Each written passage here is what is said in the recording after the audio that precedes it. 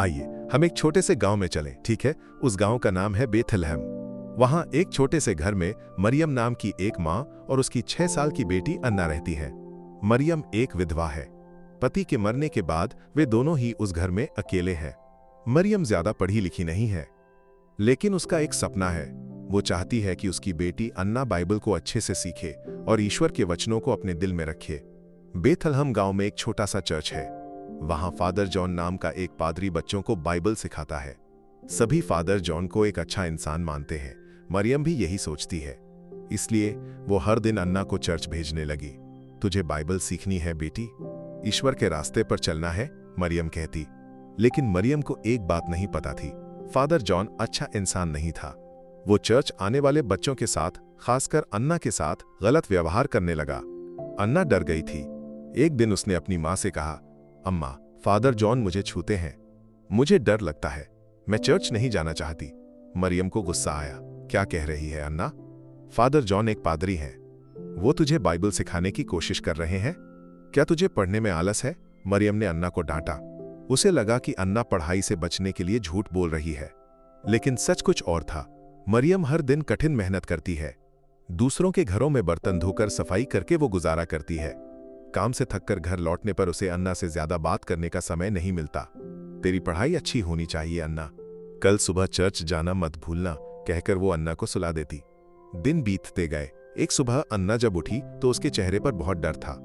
अम्मा, मैं चर्च नहीं जाऊंगी, वो रोते हुए बोली। मरियम चौंकी। क्या हुआ बेटी? बाइबल सीखना तेरे भविष्य के लिए अच्छा नहीं है? तू ऐसा क्यों कह रही है? उसने पूछा। अन्ना रोते हुए बोली, फादर जॉन अच्छे इंसान नहीं है, मुझे डर लगता है। मरियम को फिर गुस्सा आया। तेरे इस झूठ को मैं बर्दाश्त नहीं करूंगी। मैं तेरे अच्छे भविष्य के लिए इतनी मेहनत कर रही हूं और तू ये सब कह रही है? चल, चर्च चलते हैं, कहकर मरियम ने अन्ना का हाथ पकड़ा और चर्च की ओर चल पड़ी। रास्ते में अन्ना रोती रही। अम्मा, फादर जॉन बुरे हैं, उसने फिर कहा। लेकिन मरियम ने नहीं सुना। अगर फादर ने तेरी ये शिकायतें सुनी तो मुझसे ज्यादा तुझे तकलीफ होगी, मरियम ने सख्ती से कहा। चर्च पहुंचने पर फादर जॉन वहां था। अन्ना को देखकर उसकी आंखें अजीब तरह से चमकी। अन्ना का चेहरा डर से पीला पड़ गया। मरियम ने फादर से कहा, फादर, मेरी बेटी पढ़ाई में आलस दिखा रही है, उसे बाइबल का महत्व समझाइए। फादर जॉन मुस्कुराकर बोला, चिंता मत करो मरियम, मैं आज बच्चों को पढ़ाने के बाद अन्ना से खास तौर पर बात करूंगा, उसे बाइबल सीखने का फायदा समझ आ जाएगा। अन्ना का चेहरा डर से और पीला हो गया, उसकी आंखें भर आईं। लेकिन मरियम ने यह नहीं देखा। उसने अन्ना को फादर के हवाले किया और काम पर चली गई। तेरी पढ़ाई अच्छी होनी चाहिए बेटी, कहकर वो चली गई। दिन बीतते गए, लेकिन अन्ना में बदलाव दिखने लगा। वो पहले की तरह खुश नहीं रहती थी, हमेशा चुपचाप डर कर रहती। छोटी सी आवाज से भी वो चौंक जाती। रात को सोते वक्त वो बड़बड़ाती, फादर, मुझे छोड़ दो। मरियम जब ये सुनती तो उसे तसल्ली देती, बेटी, फादर शायद सख्ती से पढ़ाते होंगे, पढ़ाई के रास्ते में कभी कभी ऐसा सहना पड़ता है, वो कहती। लेकिन मरियम को असल सच नहीं पता था। अन्ना का डर बढ़ता गया। चर्च से लौटने पर वो सीधे अपने कमरे में जाकर दरवाजा बंद कर रोती। मरियम ये सब देख रही थी, लेकिन उसे लगा कि फादर की सख्ती की वजह से अन्ना परेशान है। हे ईश्वर, मेरी बेटी के दिल में बाइबल के लिए प्यार बढ़ा, मरियम हर दिन प्रार्थना करती। एक दिन अन्ना हमेशा की तरह चर्च से वापस नहीं आई। मरियम को पहले ज्यादा चिंता नहीं हुई, शायद फादर उसे ज्यादा देर तक पढ़ा रहे हों, उसने सोचा। लेकिन शाम होने पर भी अन्ना नहीं आई। मरियम डर गई। वो दौड़कर चर्च पहुंची। वहां एक आदमी चर्च का दरवाजा बंद कर रहा था। मेरी बेटी अन्ना यहां है, वो घर नहीं आई? मरियम ने पूछा। उस आदमी का चेहरा पीला पड़ गया। तेरी बेटी? मैंने उसे चर्च से जाते देखा था, वो हकलाते हुए बोला। मरियम का दिल धड़कने लगा। वो हमेशा समय पर घर आती है। मेरी बेटी कहां गई? वो चीख पड़ी। उस आदमी ने कहा, शायद मैंने गलत देखा हो, फादर जॉन अक्सर बच्चों को ज्यादा देर तक पढ़ाते हैं, तू फादर से पूछ ले। मरियम ने चर्च में घुसने की कोशिश की, लेकिन उस आदमी के चेहरे का डर उसे परेशान कर गया। वो फादर जॉन के घर दौड़ी। वहां फादर की पत्नी ने कहा, फादर यहां नहीं है, वो बच्चों को पढ़ाने गए हैं। फिर गांव के दूसरे पादरी के पास भी जाते हैं। मरियम का दिल टूट गया। वो घर की ओर दौड़ी। घर पहुंचकर जो उसने देखा, उसने उसे तोड़ दिया। अन्ना बेहोश बिस्तर पर पड़ी थी। उसका चेहरा पीला था, शरीर कमजोर, हाथों और गले पर चोटें थीं, बालों में खून चिपका था। मेरी बेटी! चीखकर मरियम ने अन्ना को गले लगाया। ये किसने किया? मेरी बेटी को किसने मारा? अन्ना की आंखें भर आईं। फादर, उसने धीरे से कहा, और फिर उसकी सांस रुक गई। मरियम की दुनिया अंधेरी हो गई। मेरी बेटी, आंखें खोल, वो चीखी। लेकिन अन्ना उसकी बाहों में मर चुकी थी। गांव में सन्नाटा छा गया। मरियम की चीखें हर जगह गूंजी। गांव वाले इकट्ठा हुए, सभी स्तब्ध थे। एक मासूम बच्ची जो बाइबल सीखने चर्च गई थी, अब मर चुकी थी। मरियम चीख कर बोली, मुझे पता है ये किसने किया, फादर जॉन। वो इंसान नहीं, राक्षस है। लोग चौंके। कुछ बोले, फादर जॉन, वो एक पादरी है, क्या वो ऐसा करेगा? कुछ ने मरियम से कहा, हमें तेरा दुख समझ आता है, लेकिन फादर जॉन पर इल्जाम लगाना ठीक नहीं। एक औरत बोली, मेरी बेटी भी फादर के पास बाइबल सीखती है। मैंने ऐसा कुछ नहीं सुना। मरियम रो पड़ी। मेरी बेटी ने मरते वक्त उसका नाम लिया, क्या यह सच नहीं? लेकिन किसी ने उसका यकीन नहीं किया। फादर जॉन चर्च आया। उसने कहा, मैंने अन्ना को अपनी बेटी की तरह देखा। मेरे खिलाफ ऐसा इल्जाम आएगा, मैंने नहीं सोचा था। उसकी बातें सुनकर लोग मरियम को गलत समझने लगे। मरियम अकेली पड़ गई। वह गांव के सबसे बड़े पादरी के पास गई। मेरी बेटी को इंसाफ चाहिए, वो रोते हुए बोली। पादरी ने कहा, यह मेरे हाथ में नहीं है, तुझे कोर्ट जाना होगा। मरियम डर गई, मेरा कोई नहीं है, ईश्वर के नाम पर मेरी मदद करो, उसने गिड़गिड़ाया। पादरी ने एक कोर्ट का पता दे दिया। मरियम कोर्ट गई, लेकिन हर बार केस टलता रहा। जज फादर जॉन के लोगों से रिश्वत ले रहा था। मरियम ने सब कुछ, घर गहने बेच दिया, लेकिन इंसाफ नहीं मिला।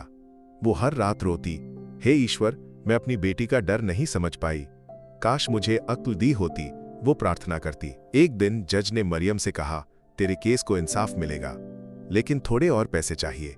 मरियम के पास कुछ नहीं बचा था। उसने घर बेचा और वो पैसे जज को दे दिए। तेरे केस का फैसला कल आएगा, जज ने कहा। लेकिन अगले दिन जज गायब था। वो छुट्टी पर गया है, 2 महीने बाद आएगा, गार्ड ने कहा। मरियम सन्न रह गई।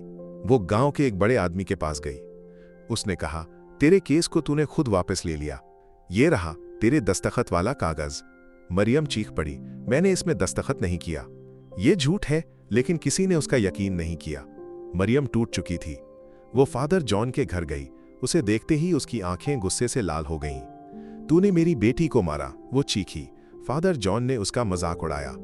मरियम ने एक चाकू उठाया, लेकिन फादर जॉन ने उसे बेरहमी से पीटा।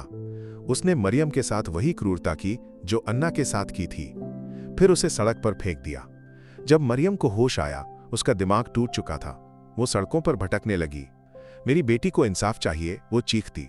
पहले कुछ लोग उसे तरस खाते थे, लेकिन बाद में लोग उसे डांटने लगे। एक दिन मरियम को सड़क पर कूड़े के ढेर पर मरा हुआ पाया गया।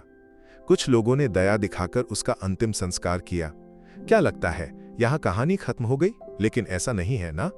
एक दिन गांव में बड़ा भूकंप आया। फादर जॉन का घर जमीन में समा गया। उसकी पत्नी चीख पड़ी। लोग इकट्ठा हुए। फादर जॉन का शरीर जमीन के नीचे चला गया। उसका चेहरा राक्षस जैसा हो गया था।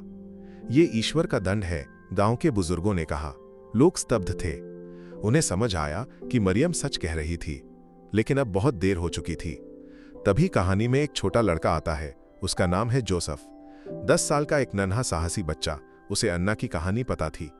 एक रात पुराने चर्च से रोने की आवाज आई। जोसेफ ने हिम्मत जुटाई और वहां गया।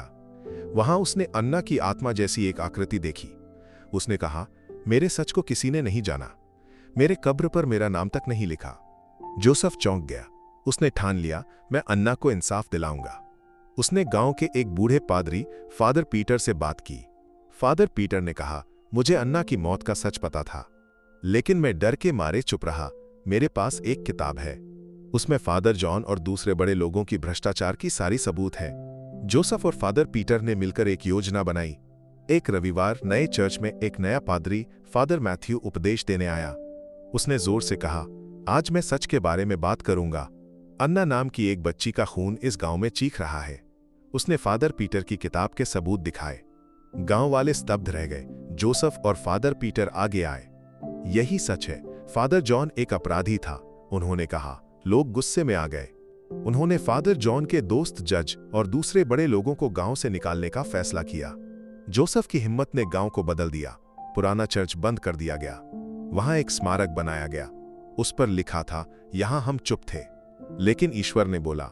गांव में एक नया स्कूल खुला, अन्ना स्कूल फॉर जस्टिस। जोसेफ बड़ा हुआ और एक नेता बना। वो हर जगह कहता, हर बच्चे की आवाज सुनो। जब वे डरे तो उनका यकीन करो। लेकिन जोसेफ की लड़ाई यहीं खत्म नहीं हुई। एक दिन एक अनजान शख्स ने उसे एक लिफाफा दिया। उसमें और बड़े भ्रष्टाचार के सबूत थे। इसे खोलोगे तो पीछे नहीं हट सकोगे, उसने कहा। जोसेफ ने अपने दोस्त मैथ्यू को फोन किया, जो एक पत्रकार था।